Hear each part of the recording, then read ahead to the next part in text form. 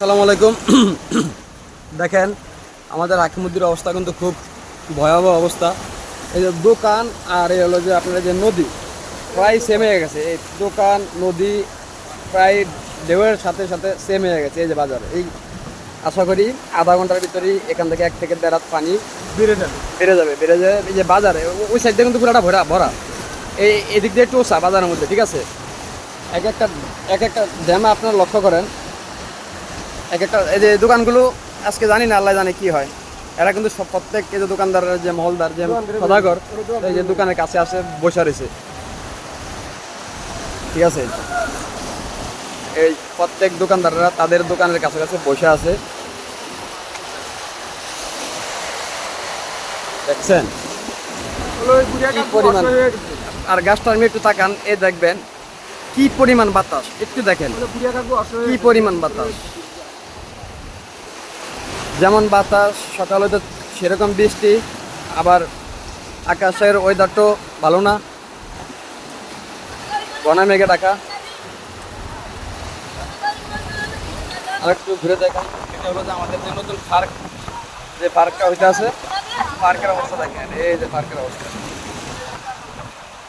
বিশাল বড় বড় ঢেউ।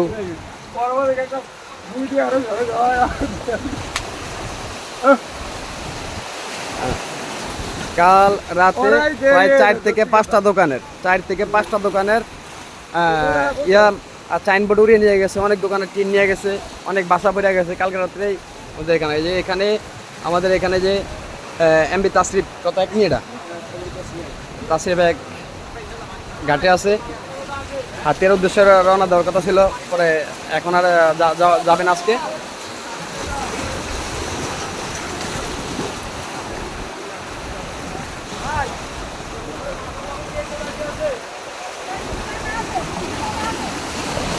বাইরে ভাই কি পরিমাণ ডামা, একটু দেখেন কি পরিমাণ ডামা।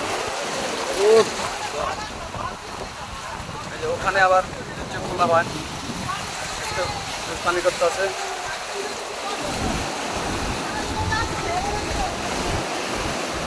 সুবহান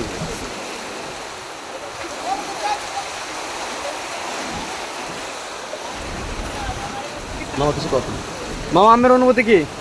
এই যে আমের যে এখানে যে পানি, ঠিক আছে, এই যে এত পরিমাণ ঢেমা, আমাদের দোকানের ক্ষয়ক্ষতি কি হবে না? তো আল্লাহ যদি রাখে তাহলে ইনশাল্লাহ ক্ষয়ক্ষতি হবে না, আর যদি আল্লাহ না রাখে তাহলে তো থাকবো না। এখন আপনারা এই জায়গায় যে এত রিক্সের মধ্যে এই জায়গায় বসে আছেন কেন? করার কিছু নেই বাবা, যতদিন নদীর পাড়ে আসি ও কষ্ট দুঃখ শুয়ে নিতে হবে। হ্যাঁ, তো এই যে অনেক তো রিক্স আপনার একা থাকাটা। কি করবো মামা, একা না থাকে কি করবো?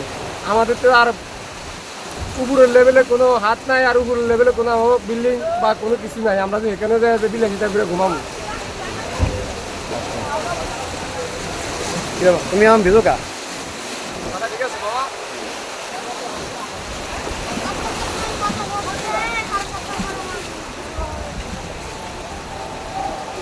এই মামু, বিজেন না বিজেন না।